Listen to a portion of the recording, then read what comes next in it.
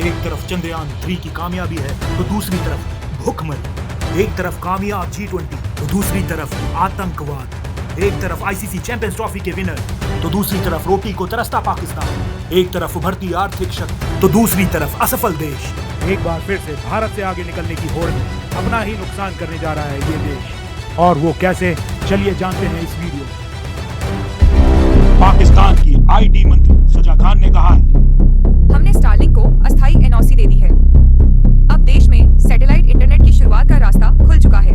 ये देश के आर्थिक और राजनीतिक भविष्य को सुधारेगा। तो सुना आपने, खाने को नहीं है खाना, इन्हें है भारत को हराना। क्या ये कदम पाकिस्तान की जरूरतों को पूरा करेगा या फिर से पड़ेगा कंगाल पाकिस्तान को मुंह की खाना। कहते हैं ना, एक बेवकूफ आदमी कभी अपनी गलतियों से नहीं सीखता है। पाकिस्तान एक बार फिर से भारत को हराने की होड़ में अपना ही बेड़ा गर्क करने जा रहा है। पता नहीं इनके दिमाग में क्या भरा हुआ है। क्या एक ये रणनीतिक कदम है या फिर भारत से पहले स्टारलिंक को अपने देश में लॉन्च करने का एक बेवकूफी भरा कदम है। अब ये कैसे एक बेवकूफी भरा कदम है, आइए मैं आपको बताता हूँ। एक ऐसा देश जहां पर एलन मस्क के एक्स प्लेटफॉर्म को बैन किया जाता है, वहीं दूसरी ओर एलन मस्क के ही स्टारलिंक को लॉन्च करने की योजना बनाई जा रही है। तो वही स्टारलिंक है जिसने भारत में जियो और एयरटेल के साथ समझौते किए हैं। जिस देश में लोगों की दाल रोटी के लाले पड़े हुए हैं, जहां गरीबी और भूखमरी अपने रिकॉर्ड स्तर पर है, वहां पे स्टारलिंक को भारत से पहले लॉन्च करने की योजना या फिर कहें प्रपंच बनाया जा रहा है। अपने घर में रोटी का जुगाड़ नहीं हो रहा और इनको आर्थिक महाशक्ति भारत से जीतना है। अब ये लोग कितने बेवकूफ हैं, मैं आपको समझाता हूं।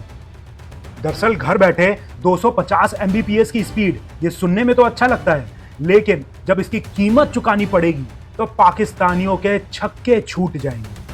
पाकिस्तान में स्टारलिंक के इंटरनेट की कीमत 6,500 पाकिस्तानी रुपए से लेकर 28,000 पाकिस्तानी रुपए तक जाती है, जो कि इस कंगालिस्तान में लोगों के जेब से निकालना एक टेढ़ी खीर साबित होगी।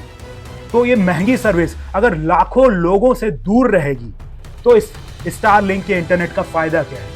तो ये स्टारलिंक के इंटरनेट की कीमत पूरी तरह से आपको समझाऊंगा तो आपको समझ में आ जाएगा कि किस तरह यह कंगालिस्तान एक बेवकूफों का देश बनकर रह गया है। देश में जहां बुनियादी सुविधाओं की भारी किल्लत है, क्या वहां के लोग 97,000 पाकिस्तानी रुपयों में इस हार्डवेयर की कीमत चुकाने के लिए तैयार हैं? कॉमर्शियल यूज के लिए जो लोग बड़े बड़े दफ्तर चलाते हैं, उन्हें हर महीने इसकी कीमत लगभग 80,000 से 95,000 तक चुकानी पड़ेगी। है ना अजीब सी बात? एक देश जहां रोटी नहीं है, एक देश जहां पूरी तरह से अव्यवस्था है, वहां के लोग 80 से 95,000 हर महीना पाकिस्तानी रुपयों में चुकाएंगे। ये है ना मजाक की बात?